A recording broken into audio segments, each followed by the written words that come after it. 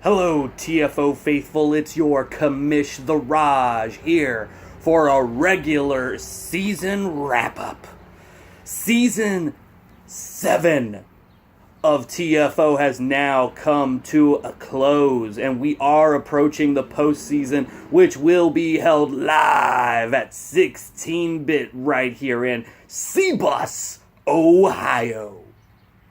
But we need to talk about what led us up to this moment in history, what has brought us to the dance, the season of Hades, season 7, and the 16 grueling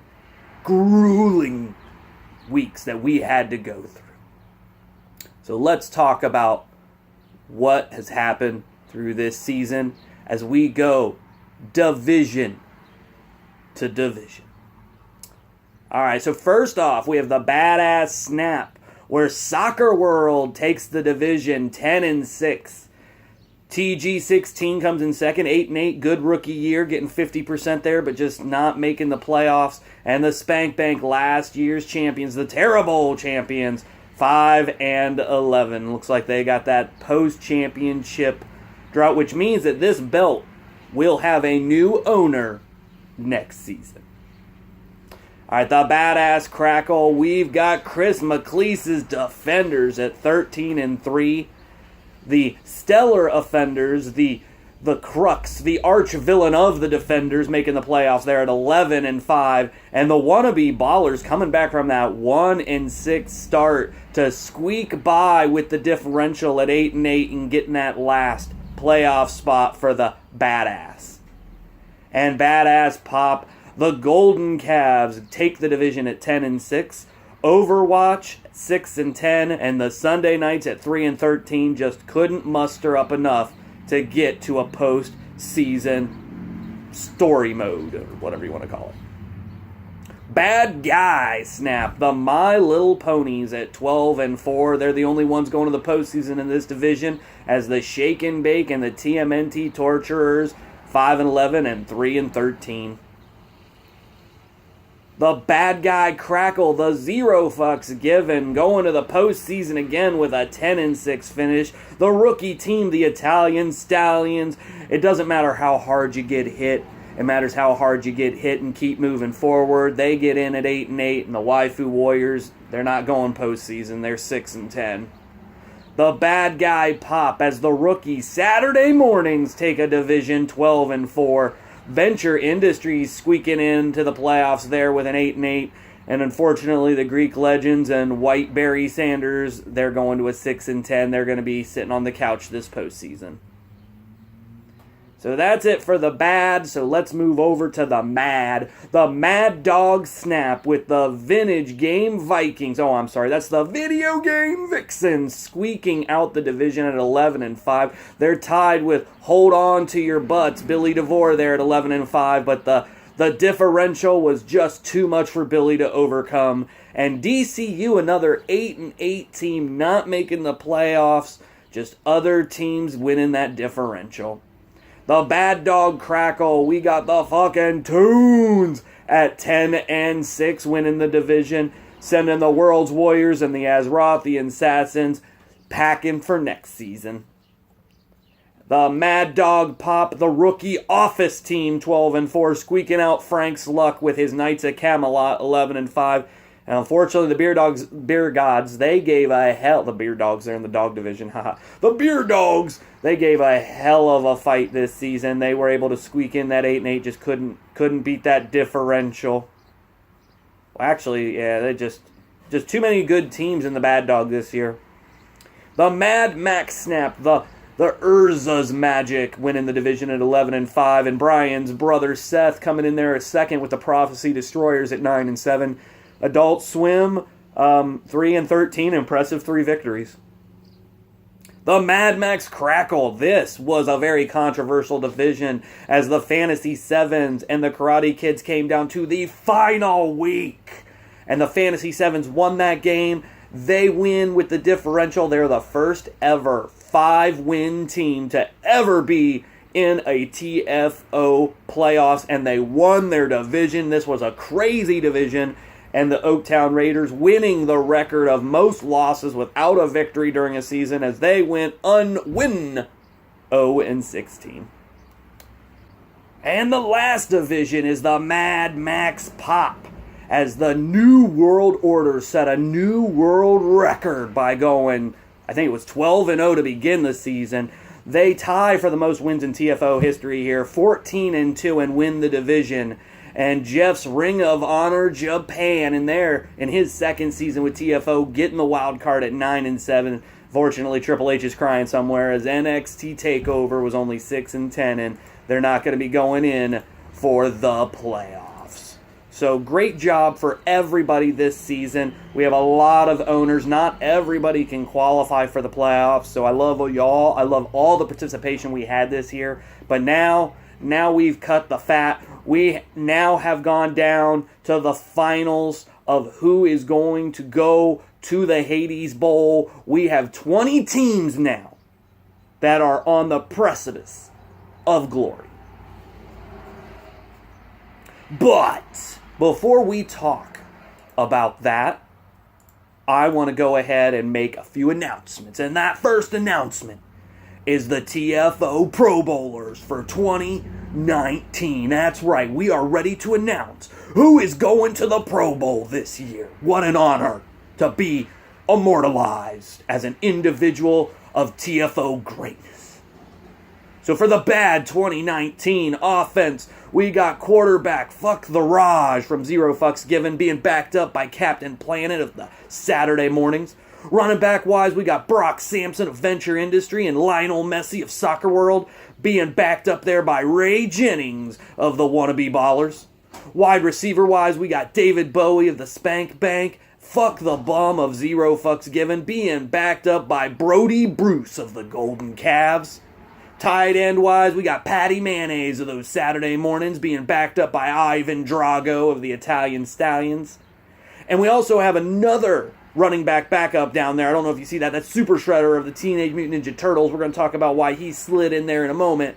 And then that offensive line, we got John Balog of the Offenders, Fuck Rodenberger of the ZFGs, Colin Powell of the Sunday Nights, CP Fire of the Saturday Mornings, and Blackheart of the Waifu Warlords.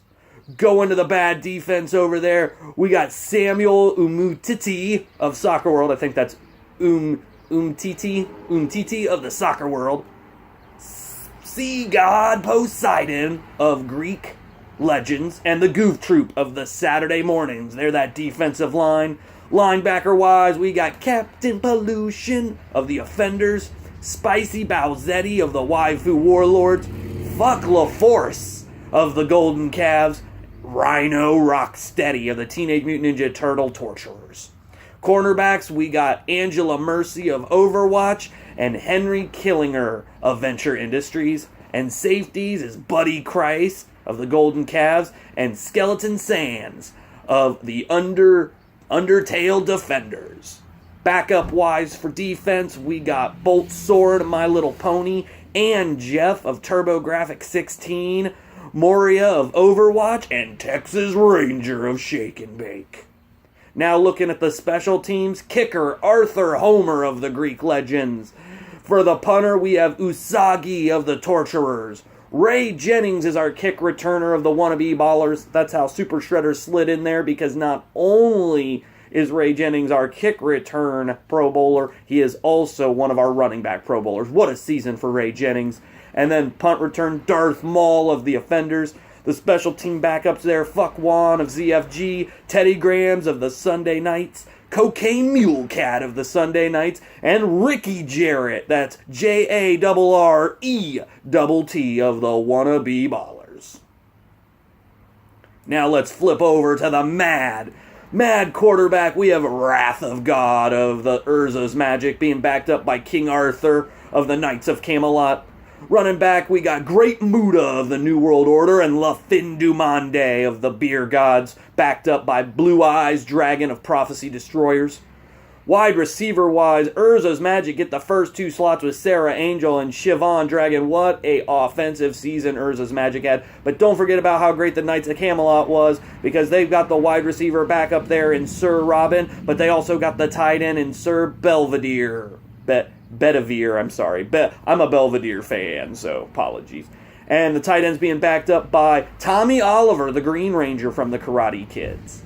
The offensive line there, center, we got Bread Apples of the Knights of Camelot, Art Shell of Oakland, the Oakland Raiders, Masahiro Chono of the New World Order, Illusionary Wall of Urza's Magic, and Pious Monk of the Beer Gods. For the defense, we got, for that defensive line, Ninja Tum Tum of the Karate Kids, Samoa Joe of NXT TakeOver, and John Matuzak of Oakland Raiders. Linebacker-wise, we got Frylock of Adult Swim, Todd Packer of The Office, Yura 2B of VGV, and Bob Belcher of the Adult Swim. Cornerback-wise, we got Dark Magician of the Prophecy Destroyers, Kevin Nash of the New World Order, and safeties, we got Six Pack of the New World Order and the Omega Weapon for the Fantasy Sevens. The backup defenders there are the Tasmanian Devil of the fucking Tunes, Black Chris Jericho of the Ring of Honor Japan, Coach Horn of the Karate Kids, and Troyce Patolis of the Beer Gods. And then for the special teams, Ted DiBiase, New World Order kicker, we got Steve Brule of the Adult Swim puntin', Grom Hellscream of the Azrothian Assassins, and Ian Malcolm of the Hold On To Your Butts.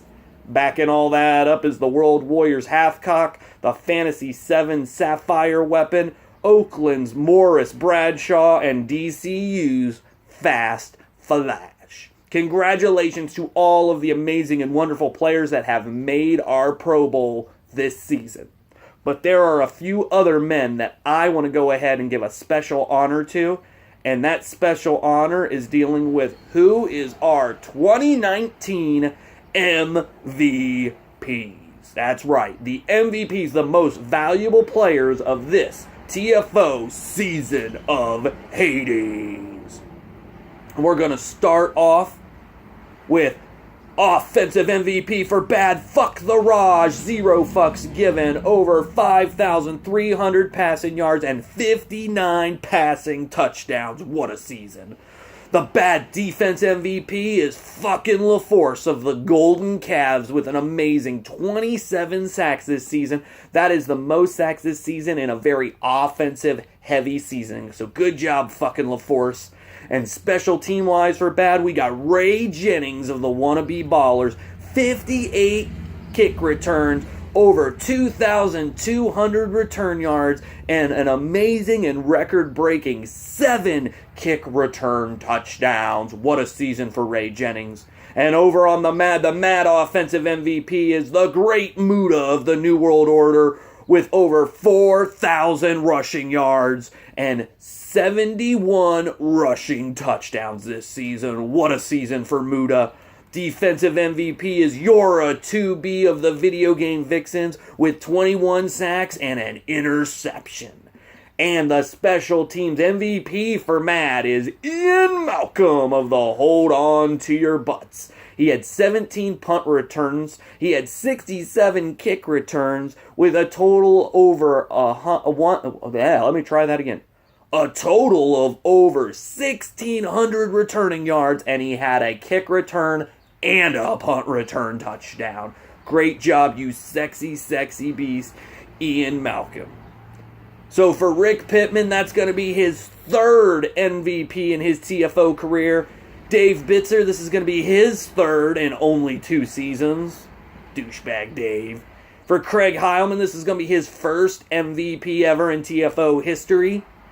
For Jason McCormick, this is going to be his 2nd MVP in TFO history. And this is Great Muda's 2nd MVP in TFO history, as he was the 2017 Special Teams for Bad. So now he's the Special Teams MVP and Offensive MVP. Great job, Muda. And for John Balog, this is his 2nd MVP, as he had Ryu Hayabusa in 2015. And for Ian Malcolm's owner, Billy DeVore, family, and friend, this is his first MVP in his TFO career, so congratulations. What great MVPs to represent TFO going forward through the history and annals of time. Now, there's only one other thing to talk about, and that's playoffs. Playoffs! We're going to do a mock of this beautiful play. Put it up on the screen, over here, over there. I don't know where I'm putting the image yet. But there it is, the playoffs for the 2019. We're going to sit down right now. We're going to do a mock of the playoffs so that you can see exactly what's going to happen this TFO postseason. Now, just so we're clear, I am recording this right at the end of the season. I have not done any postseason for TFO. I have not recorded a single TFO postseason game at this point. That way, this is all my knowledge, all of my amazingness. So let's pull up the mock and let's talk about it. So first off, TFO 2019 mock for the bad right there on the screen right now. We're going to start on the left there with the wild card matchup of the wannabe ballers taking on the stellar offenders. And I've been saying it all season, as long as Ray Jennings is healthy, as long as Booby Miles is out there to do his job, and as long as Ricky Jarrett can run his ass off, I think the ballers edge out the offenders here in their first ever postseason. I'm saying the ballers are taking it to the offenders and moving on. In the bad guy wild card, we got rookie team the Stallions, the Italian Stallions, Rocky Balboa, going up against veteran Venture Industries. So we got hard-hitting boxing taking on the goofy antics of them Venture boys, but never count Brock Sampson out. But to me, Brock Sampson is the heavy hitter, and when you got guys out there that pity fools, I don't know if Brock Sampson can stand up. And so I'm saying a TKO is happening in a rookie season. I'm going with the Italian Stallions winning that wild card matchup. Now those wild cards out of the way, in the top left, we've got the Golden Cavs taking on Soccer World. And this is going to be a hell of a contest. Seed 2 versus Seed 3. It could be anybody's game. You got the MVP in defense up there with fucking LaForce taking on Lionel Messi. It's going to be a slobber knocker.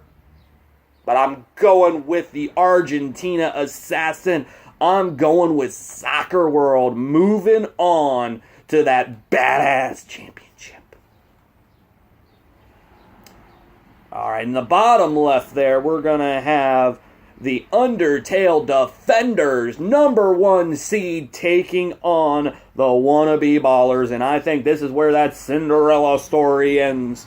Wannabe Ballers, what a season, getting the MVP, winning a great, amazing wild card matchup, a postseason victory for their first time ever in their history.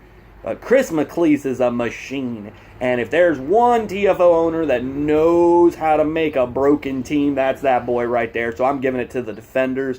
I think Undertale Defenders, they're not underrated. They're not overrated. They're the real deal. You guys going to have to watch out for them.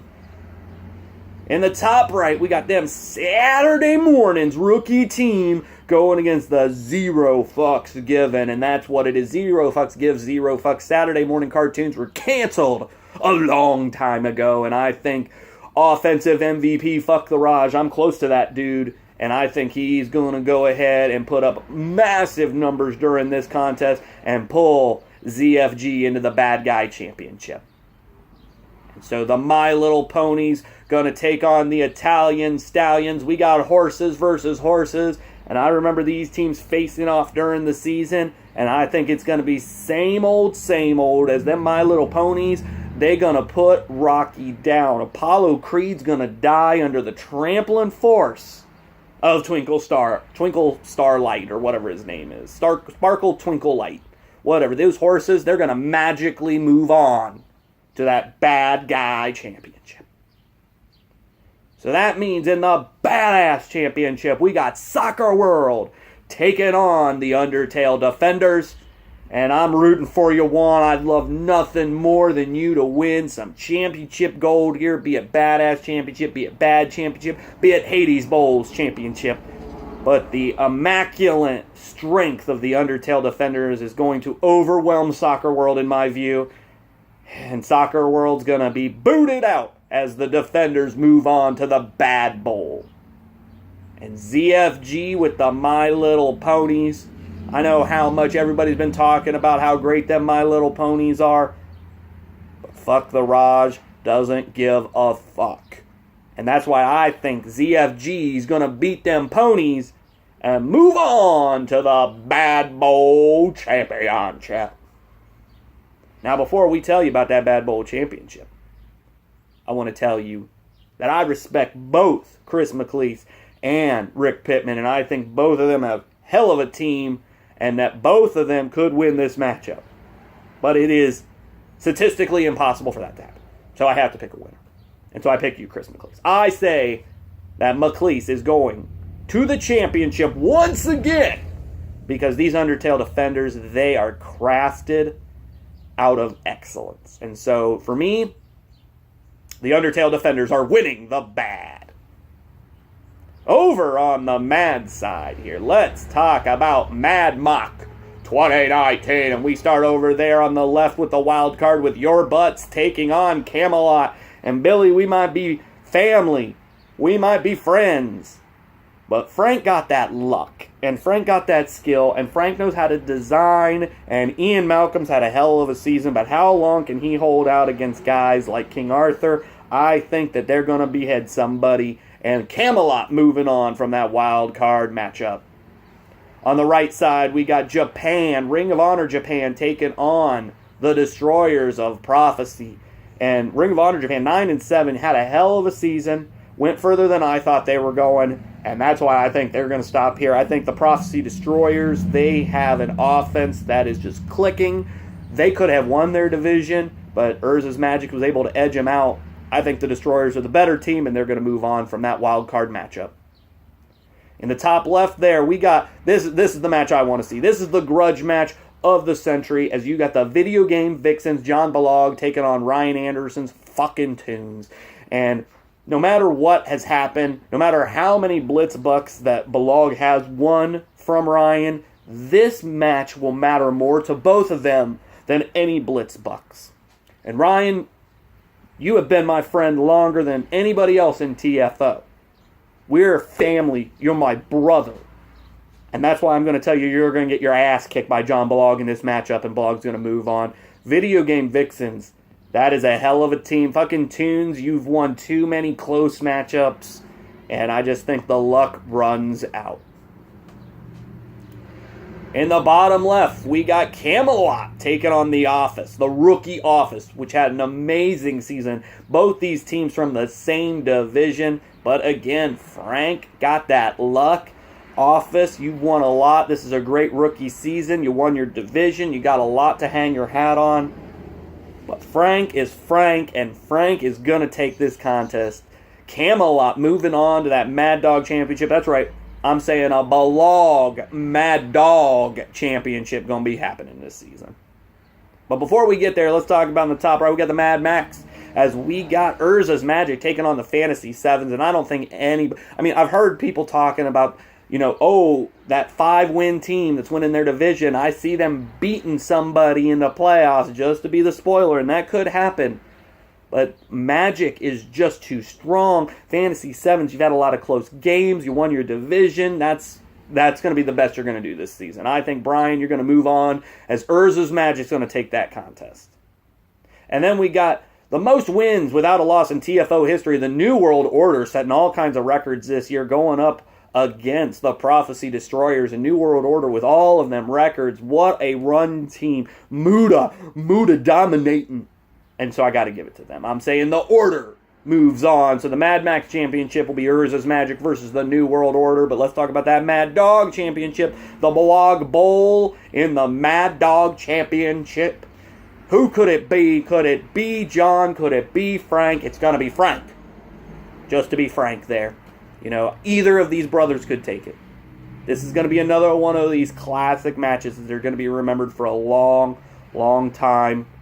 Both of these guys have the pedigree, but Frank loves spoiling John, and Frank, I think, has the better team this year. So I got to give it to Frank. In Mad Max, we got Urza's Magic taken on the new World Order. And this is probably going to be one of those high-octane, lots of score, over 100 points, over 5,000 yards. It's going to be incredible. I don't think we can go over 5,000 yards. And either team could take it. But I'm going with the New World Order. Jason McCormick has really done something magic this season. He's done something that I don't think anyone thought could be done, especially with the way the playbook was built. He was able to make a heavy rush team that has just dominated. And so that's going to bring the Mad Bowl to Frank versus Jason. Knights of Camelot taking on the New World Order. And again, another match that I think solidifies how amazing and how great our league is. And if I got to pick one, I'm going with Frank. I think Frank's going to do it. Frank's going to go back to that championship. Jason's going to get right on the precipice there with how great Muda's been. And, Muda has been great, but those losses, they weigh heavy. When they don't trust Muda, when Muda is not feeling well and they've got to change up their game plan. Hulk Hogan is a great runner, not a great thrower. And I just think Frank has a better defense and defense. And so I'm going with Frank. So that means that I'm saying that the 7th season of TFO will be the first season ever where both teams have already been TFO champions. It's going to be Chris McLeese and his Undertale Defenders taking on Frank Baylog and his Knights of Camelot. Season 2 champion, the Ifrit champion, taking on Season 5's champion, the Choco Bowl champion. One of these teams is going to walk away as a 2-time TFO champion, which has never happened in TFO history. There have been owners that have gone to 2 different TFO championships. That's going to be John Balog. That's going to be Ryan Anderson. But no one has ever won 2. And so I have to pick one. This is my mock. Who represents TFO as the first ever 2-time champion? I think at the end of the TFO season, I will be handing this belt. Or maybe I'll make Curry do it if she's there. I'll make Curry hand this belt to the only person that she would respectfully give this to. Her sponsor of Defenderos, Chris McLeese. I think that Chris McLeese is going to win the TFO championship for a second time. Defenderos, one of the greatest sponsors in TFO history. They sponsored this season because Curry won last season, and Curry made that deal. I hope, Curry, you got that food that Chris McLeese promised. If you haven't, actually, probably watching this video, you haven't yet. You're going to get that at the Hades Bowl. And so after Chris wins, he'll have to buy you. I think that's funny. So. But that's it. That's the season, guys. I hope you all had fun. I really I love you guys. I love TFO. TFO is rigged. I know it. You know it. But just like pro wrestling, we still love it. And no matter how many times I have Chris McLeese win championships, I hope y'all keep coming back. And we will see you this postseason.